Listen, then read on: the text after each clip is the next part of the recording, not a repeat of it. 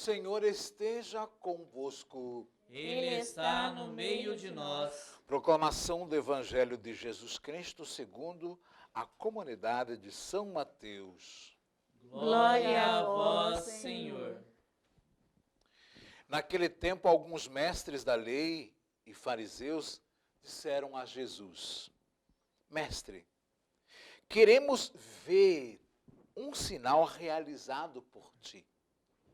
Jesus respondeu-lhes: Uma geração má e adúltera busca um sinal, mas nenhum sinal lhe será dado a não ser o sinal do profeta Jonas. Com efeito, assim como Jonas esteve 3 dias e 3 noites no ventre da baleia, assim também o Filho do Homem estará 3 dias e 3 noites no seio da terra. No dia do juízo, os habitantes de Nínive se levantarão contra esta geração e a condenarão, porque se converteram diante da pregação de Jonas. E aqui está quem é maior que Jonas. No dia do juízo, a rainha do sul se levantará contra essa geração e a condenará, porque veio dos confins da terra para ouvir a sabedoria de Salomão. E aqui está quem é maior que Salomão. Palavra da salvação. Glória a vós, Senhor. Em nome do Pai, e do Filho, e do Espírito Santo. Amém. Amém.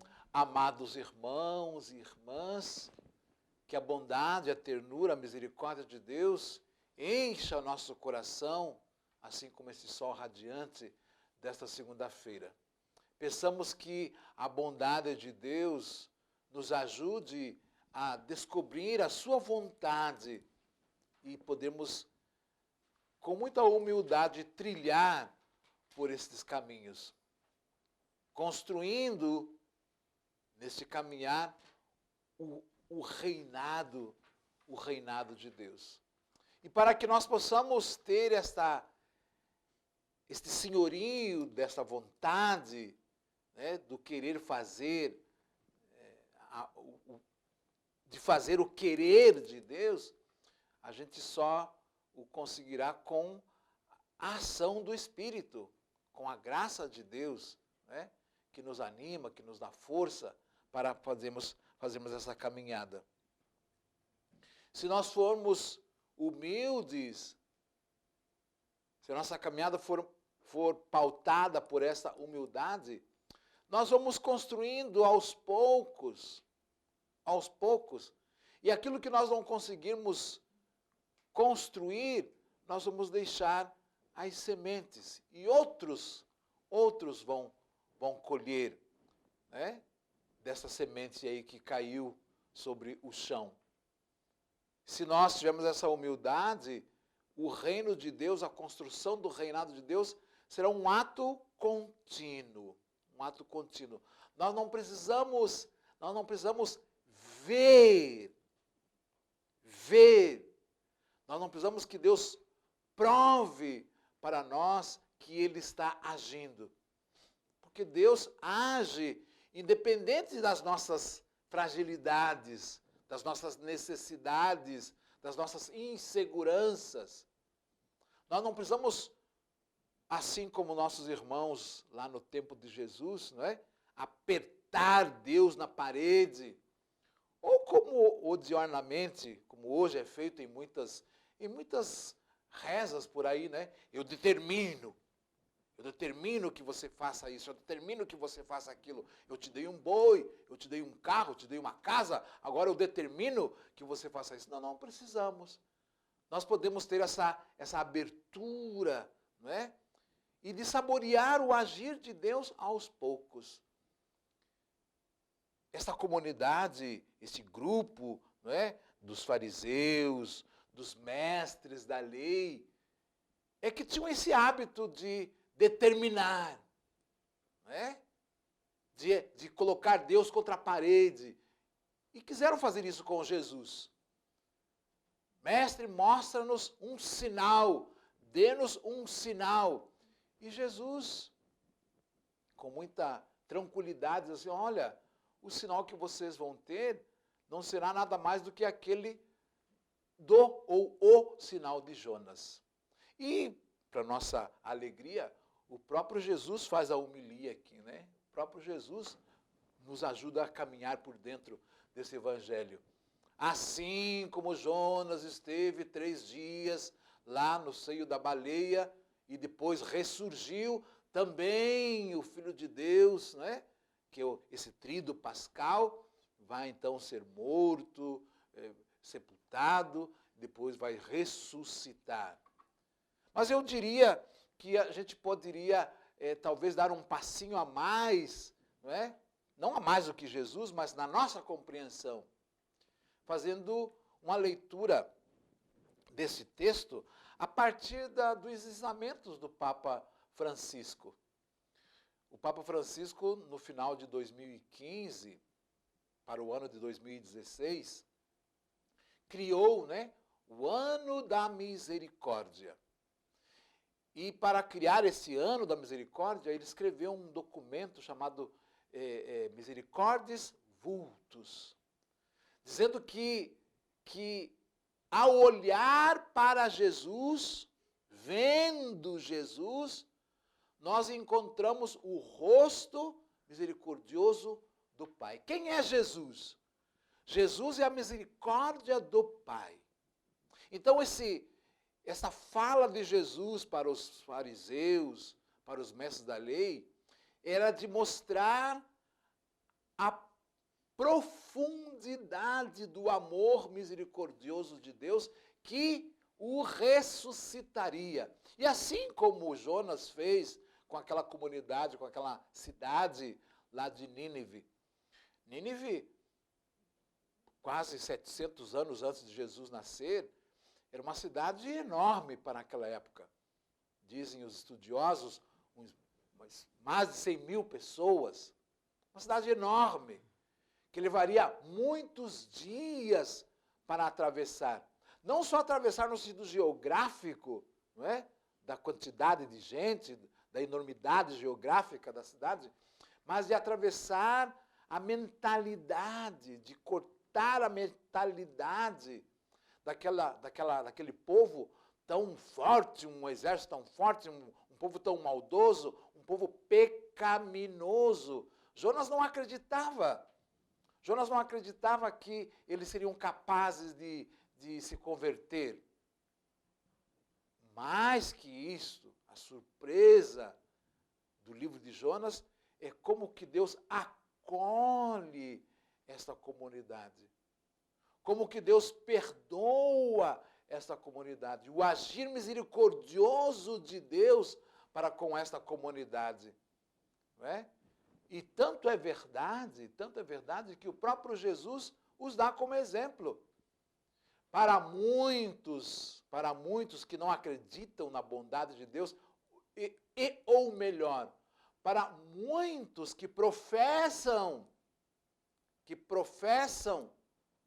uma fé em Deus, mas que não confessam a Deus. Não é? Padre Zezinho diz isso. Tem gente que não crê no que acredita.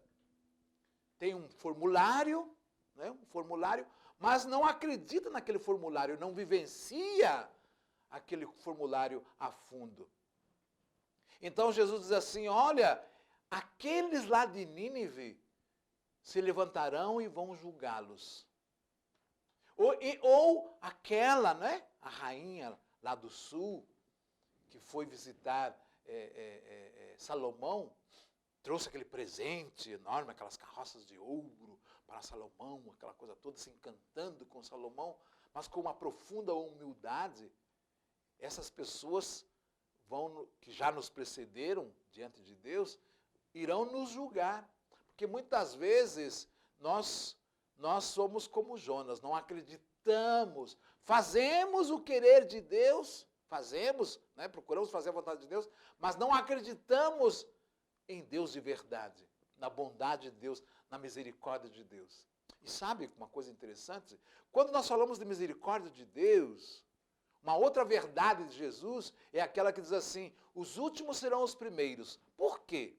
Por que os últimos serão os primeiros? Porque a misericórdia de Deus alcança em primeiro lugar os últimos. Sim, a misericórdia de Deus alcança em primeiro lugar os últimos.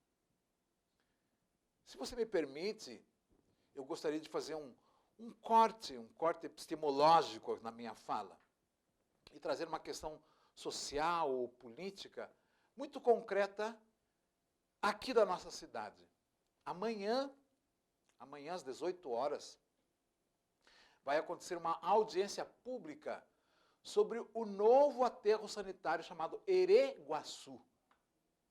O que é um aterro sanitário? Um aterro sanitário ou um lixão é um lugar das cidades onde todos os habitantes, todos os moradores da cidade depositam nesse lugar os restos. E em todos os lugares do mundo, lá nesse lixão, vivem pessoas deste lixão. Uma boa leitura de Jó vai nos dar essa compreensão. Jó foi lá para o lixão, lembram? Foi lá no lixão, usando os caquinhos lá do lixão, que ele coçou as suas feridas. Então uma cidade, uma grande cidade, ou todas as cidades, tem o seu aterro, tem o seu lixão. Aqui em Campo Grande, nós temos um aterro sanitário que tem 30 anos de idade, que agora vai ser fechado. E logo, amanhã, com essa audiência, vai existir um novo lixão chamado Ereguaçu. Onde fica esse lixão? Fica lá onde vivem 20 mil pessoas, chamado Grande Lajeado. E quando você mora no Grande Lajeado, você não consegue um grande emprego na cidade, porque pergunta, onde você mora? No Grande Lajeado. Você não consegue ser aquelas mocinhas lá do shopping, das lojas finas, porque você mora lá no lixão. Quando eu digo que eu moro lá naquela região, as pessoas também se assustam. Mas o senhor mora lá naquela região? Pois eu gostaria de dizer que lá onde eu moro é onde termina Campo Grande. Nós temos 5 presídios. 5 presídios. Nós temos 1% de esgoto. Nós temos o maior colégio do estado do Mato Grosso do Sul, 2.500 alunos. 1% de esgoto, se 70% do esgoto de Campo Grande é tratado lá, no nosso nariz.